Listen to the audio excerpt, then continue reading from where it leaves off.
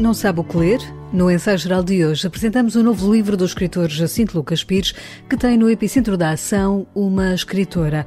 Mas se já está com saudades do cinema, ouça o que o realizador João Botelho tem a dizer sobre o novo filme O Ano da Morte de Ricardo Reis, que adapta ao grande ecrã o livro de José Saramago. Se preferir ouvir música, sugerimos o concerto da dupla multipremiada Lina e Raul Rifri no CCB, mas para já vamos espreitar uma das novas exposições que poderá ver no MAT.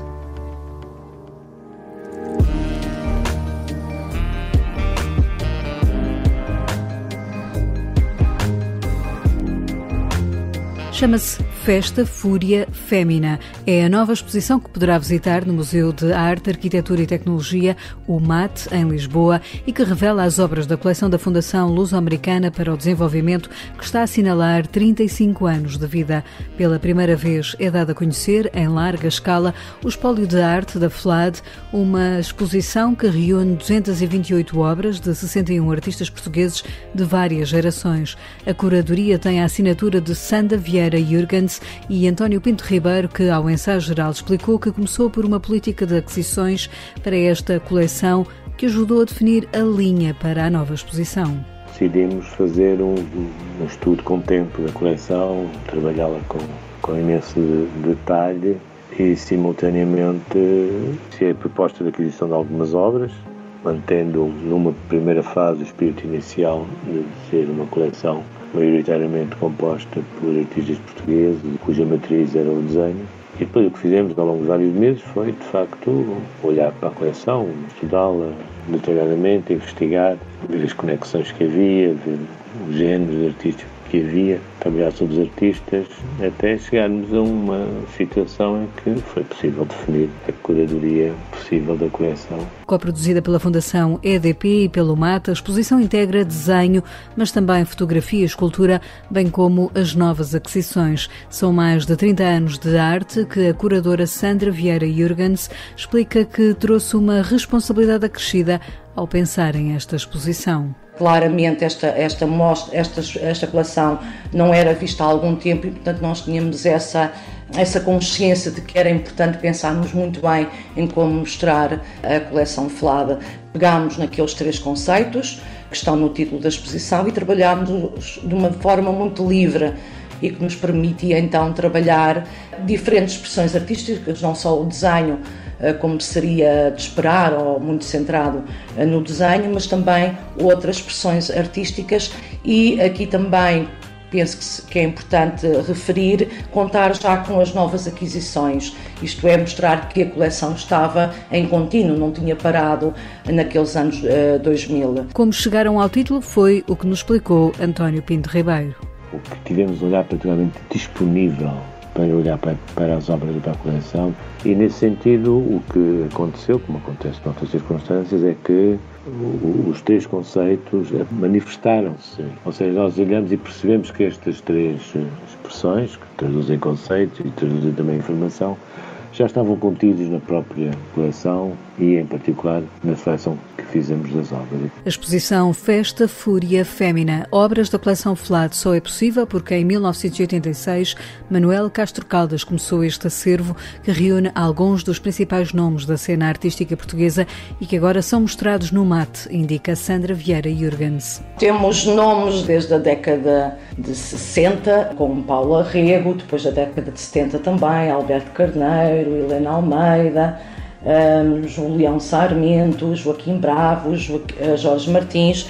Portanto, tentámos encontrar aqui também, em termos geracionais, um diálogo bastante forte, quer depois com artistas que se tornaram muito fortes nos anos 80, que é o caso do Pedro Casqueiro, do Pedro Portugal, do Pedro Proença, e também já dos anos 90 e então também da contemporaneidade. Como nós estávamos a dizer há pouco, estas novas aquisições foi possível já mostrá-las e, portanto, temos também nomes das gerações mais recentes, como Sara Bichão, Sara Changuiane, Nuno Nunes Ferreira, Iona Amine, e, portanto, fazer aqui este diálogo que eu também penso que é muito produtivo para o próprio público, ver artistas de várias gerações em diálogo e a conviver muitas vezes nas mesmas salas, e porque isso também torna mais rica a própria apresentação. Festa Fúria Fémina. Obras da coleção FLAD vai estar patente até ao final de janeiro no MAT, em Belém.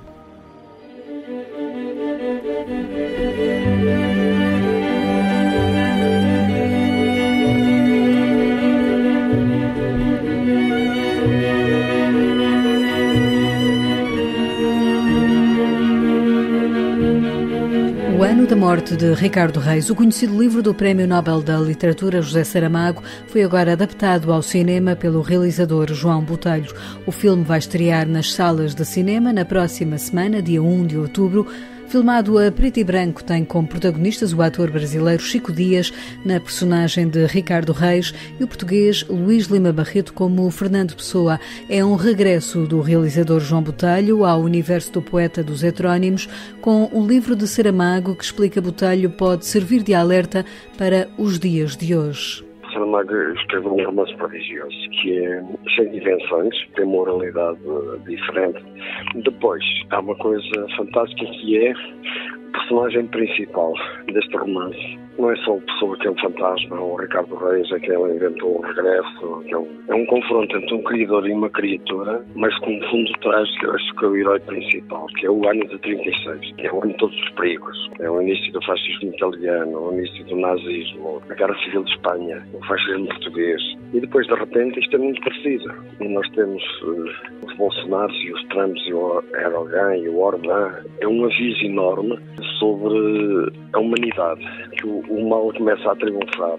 Ora, eu quero é inquietar e que as pessoas aguentem isto e que o mudem. João Botelho quer inquietar com o seu cinema e, em O Ano da Morte de Ricardo Reis, quis regressar à essência da sétima arte, ao jogo de luz e sombra. Eu acho que o cinema, para mim, eu tenho sempre uma definição engraçada que é: o cinema não é o que se passa nem quando se passa, é como se filma. Mas há uma coisa que eu gosto muito, que é luzes e sombras e seres humanos aflitos lá dentro.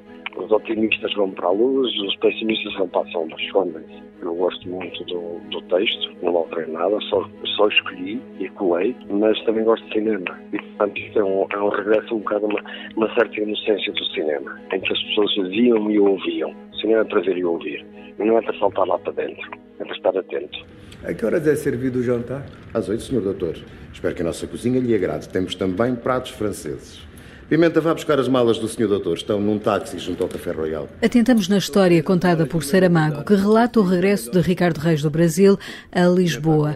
É na cidade portuguesa que o heterónimo pessoano se encontra com o seu criador, Fernando Pessoa, que aparece como um fantasma durante 9 meses depois da sua morte. João Botelho teve de procurar os atores para os papéis principais. Quando Pessoa morreu, com 47 anos, parecia que tinha 90, porque era uma pessoa que um criador trabalhava tanto, que foi envelhecendo. E depois, em relação ao Ricardo Reis, como o Ricardo Reis, eu tive um amigo que esteve uma vez no Brasil um ano, e quando veio para cá já falava brasileiro. Portanto, como o Ricardo Reis foi exilado no Brasil, era possível. E depois gosto muito de Chico Dias como ator. Quando me apresentaram, vimos coisas nas novelas, nos filmes, que é diferente do que se está à espera. A pessoa também, o Gilma Barreto, que é uma pessoa de 70 e tal anos, pode fazer uma pessoa com 47. Foi difícil, mas eu ficou uma dignidade enorme ao acartarem nos ombros aqueles dois personagens. Ricardo Reis sou eu.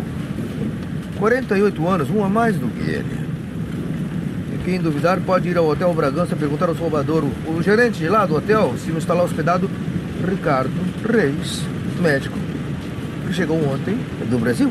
Depois do filme do Desassossego, Os Maias e a Peregrinação, o realizador João Botelho adapta agora ao cinema Saramago, o filme que conta ainda com as atrizes Catarina Wallenstein e Vitória Guerra nos principais papéis femininos, tem banda sonora original de Daniel Bernardes. Queria uma música original, orquestra, para pontuar todas as situações, para arrastar as pessoas para aquele precipício da inquietação.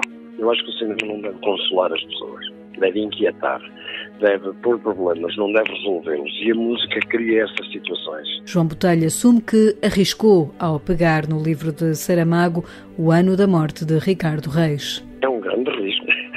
Quando se pega num grande texto é perigoso, porque assim, o cinema não é literatura, é outra coisa. Mas para mim, a literatura tem de ser uma matéria que se respeita. Hoje em dia as pessoas têm uma vida muito rápida, as pessoas veem um quadro de um segundo e vão-se embora, e de repente isto é chamar a atenção, tenham calma, respirem, vejam e ouçam. Isto são pessoas importantes da criação portuguesa. Contemplar este novo filme de João Botelho vai ser possível nas salas de cinema já na próxima semana, a partir de 1 de outubro. E esse livro, para que é? Nunca o cheguei a ler. Não vai ter tempo. Fernando, terei todo o tempo do mundo? Engana-se. A leitura é a primeira virtude que se perde.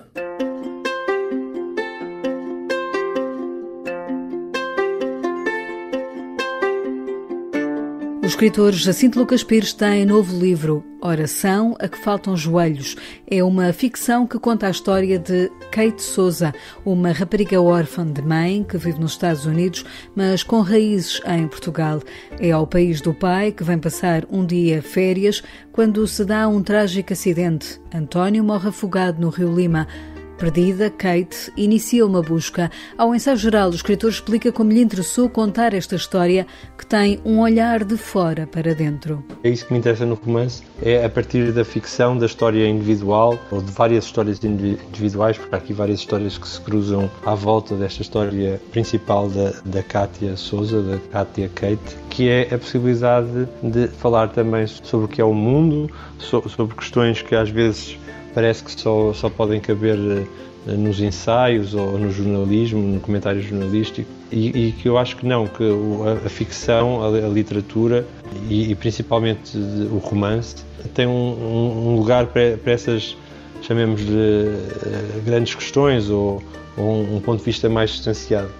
E depois isso é interessante, que é que estavas a dizer, que é a ideia, a própria história, né, deste romance parece que encontrou esse movimento de se distanciar para ver melhor, sendo que também fala de imigração e em certo sentido a imigração tem isso, porque nos desloca e então por um lado nós temos que fazer o luto daquilo que éramos no nosso país de partida, no nosso ponto de partida, e construir uma nova identidade num outro sítio. Mas foi muita história e que me levou para aí. Eu não pensei nisso sinceramente à partida. É engraçado como as vidas ficcionais também ensinam os autores, se os autores estiverem disponíveis para ouvir as personagens. Foi mais uma vez ao deixar ouvir as personagens que Jacinto Lucas Pires partiu para este livro que acaba de chegar às livrarias. Eu parto sempre sem saber de onde é que as histórias vêm, e se calhar o que me costuma acontecer é, ao partir de algo que está longe e que me dá liberdade para escrever, muitas vezes, eu percebo só isso depois, as histórias vão se aproximando de mim ou do que são os meus anseios, sonhos, mas interessa-me escrever mais para ser outros, para aumentar o mundo, do que para olhar para mim, sinceramente. Tal como Jacinto, também a sua personagem Kate quer ser escritora. Oração a que faltam joelhos é, por isso, um livro cheio de referências literárias, com quase uma espécie de biblioteca dentro de si. Achei graça a certa altura que isso acontecesse, que a Kate torna-se escritora, a personagem acaba por se tornar escritora, e às vezes sinto que há um certo pudor na ficção em indicar referências, em tornar claras, explícitas certas homenagens, e então achei graça aqui ser um pouco ao contrário, em que os nomes não só aparecem, os nomes de outros autores, de grandes obras ou de pequenas obras que me interessam particularmente e pelos vistos interessam também à Kate Souza, mas que isso fizesse mesmo parte da história, do mecanismo, até da intriga, não é? Do mecanismo que põe o mundo do romance em movimento. Aí temos o Borges, temos o Delilo, temos o Bolanho, a Flannery O'Connor, até o Vicente Sanches, português, vários autores que entram e que por vezes parece que sabotam a história num bom sentido, outras vezes ajudam-na a expandir-se, acho eu. E perguntámos a Jacinto Lucas Pires qual o peso que a literatura tem hoje, em particular em tempo de pandemia. O que é que, afinal, a literatura pode? Aqui entre nós, acho que é um lugar cada vez mais difícil e cada vez mais de resistência em relação ao que é o mundo, mas também é, por isso mesmo, um lugar cada vez mais desafiante mais interessante e mais ousado, porque quando está mais a escrever contra, as coisas ganham uma clareza que se calhar antes não tinham. E eu acho que já estávamos antes nesse tempo, mas agora tornou-se claro para todos, finalmente. Um artigo que escrevi para o .sj há uns tempos disse que a pandemia ou o confinamento, na verdade, vinha revelar uma doença que já existia antes, que era nós já estávamos confinados nas nossas redes sociais, já estávamos confinados na nossa tecnologia portátil, que nos deixa presos numa espécie de presente sem janelas, que já não tem memória suficiente, já não conseguimos olhar para, nem sequer para a semana passada, quanto mais para a década passada ou para os séculos anteriores, e isso retira-nos também a possibilidade de olhar para a frente, de projetar futuro, de ter visões até políticas de futuro. A literatura, a escrita e a leitura em geral são espaços, permitem-nos a criação desse espaço e desse tempo, não é? De nós não estarmos presos nesse presente claustrofóbico, tendencialmente totalitário, que é um pouco o tempo em que vivemos. Com um título que pediu emprestado a um verso do poeta E.E. Cummings, Jacinto Lucas Pires lança agora este Oração a que faltam joelhos, um livro que levou 3 a 4 anos a escrever e onde Jacinto assume, não pela primeira vez, uma voz feminina como narradora. É sempre diferente. Há escritores que escrevem muito a partir da sua biografia, da sua persona, digamos. Eu gosto mais de ser outros, de escrever a partir de outras figuras, de outros universos, de outras hipóteses. Talvez o teatro também me puxe para aí, a ideia de escrever para atores, e já tinha escrito outras personagens femininas. Lembro quando foi o meu primeiro livro, o Para Averiguar de Seu Grau de Pureza, havia um conto chamado Sombra e Luz, que é sobre uma mãe solteira. Algumas mulheres vinham-me dizer, eu nessa altura era um miudinho de 22 anos ou 23, como é que você sabe que é que uma mulher grávida sente? É que aquilo, eu quase que me identifiquei com aquela personagem. Você teve a estudar o que é ser grávida e na verdade não. E isso é que é o prazer de escrever e também de ler, parece-me, que é nós podemos ser outras pessoas. O nosso mundo, de repente, desconfina. É mesmo o mundo inteiro, são vários pontos de vista que nós nunca teríamos se não lêssemos ou se não pensássemos por imagens, como faz a literatura. Oração a que faltam joelhos é um livro que tem a chancela da Porto Editora. E este fim de semana decorrem as Jornadas Europeias do Património. É delas que nos fala hoje Guilherme de Oliveira Martins, nosso colaborador semanal do Centro Nacional de Cultura. Sublinha também hoje o novo filme de João Botelho. Nos anos 80 do século XX, a França criou as Jornadas das Portas Abertas dos Monumentos Históricos, que o Conselho da Europa adotou com o apoio da União Europeia em 1991, como Jornadas Europeias do Património, que Portugal coordenou no início dos anos 2000, graças a Helena Vaz da Silva, no Centro Nacional de Cultura. Este ano, o tema é Património e Educação, aprender para a vida, com os objetivos de fazer conhecer melhor a riqueza e a diversidade culturais da Europa, suscitar interesse pelo património cultural, lutar contra o fechamento, a xenofobia e encorajar a abertura ao outro e às outras culturas, informar os cidadãos e a sociedade sobre a necessidade de proteger o património cultural como realidade viva, de acordo com a Convenção Cultural Europeia, assinada em Paris em dezembro de 1954 e hoje bem viva, da Convenção de Faro sobre o valor do património cultural na sociedade contemporânea, assinada em outubro de 2005 em Portugal. Cada presente reconstrói o passado histórico como sinal perene da cultura e da dignidade humana.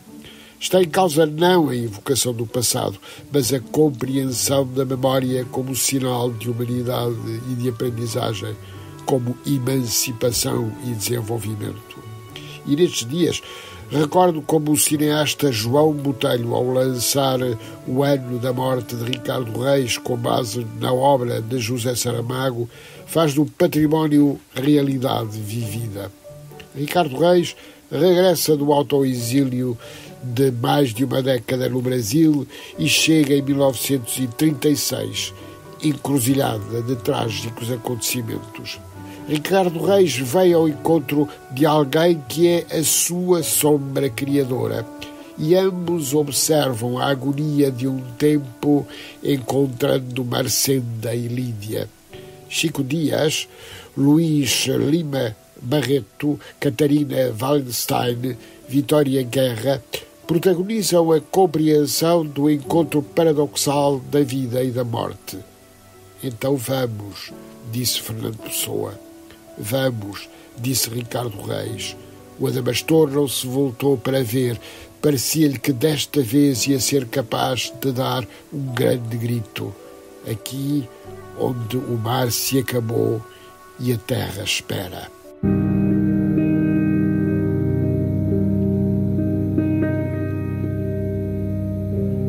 Se uma gaivota viesse trazer-me o céu de Lisboa,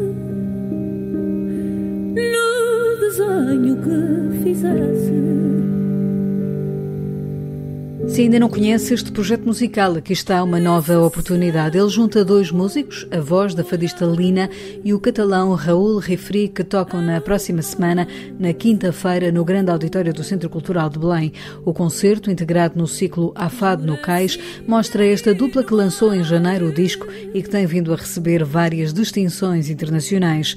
Lina e Raúl Refri estão agora entre os finalistas ao Prémio Europeu de Música, o Music Moves Europe. Poderá votar neles através da internet, mas já foram também distinguidos na Alemanha com um prémio da crítica que considerou o trabalho desta dupla como um dos melhores discos de 2020. Também em França já foram nomeados para um prémio de melhor álbum The World Music e em Nova Iorque estão nomeados para o One Scream Short Film Festival. Poderá vê-los ao vivo para a semana no CCB. É com a voz de Lina e a música de Raúl Refri que fechamos o ensaio geral. Voltamos de hoje a 8 dias com novas propostas culturais para si. Boa noite e bom fim de semana. Se um português marinheiro dos 7 mares andarilho fosse, quem sabe, o primeiro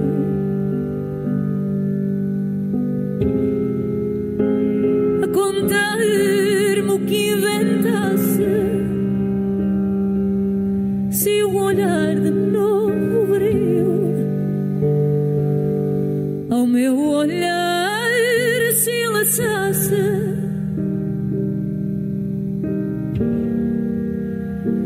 que perfeito coração